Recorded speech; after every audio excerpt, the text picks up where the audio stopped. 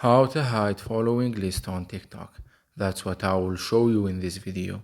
But before we begin, make sure to subscribe to the channel and ring the bell to get notified whenever a new video is uploaded. With that said, let's get started. So go ahead and open up TikTok. And once you do that, click on the profile icon at the bottom right. Then click on the three lines at the top right corner of your screen. Then click on settings and privacy. And here from the account section, click on privacy. And then scroll down to the interaction section. And from there, click on following list. Now, as you can see, the who can see your following list option is set to everyone. So in order for you to hide the following list and private your following, you need to select the second option that says only me.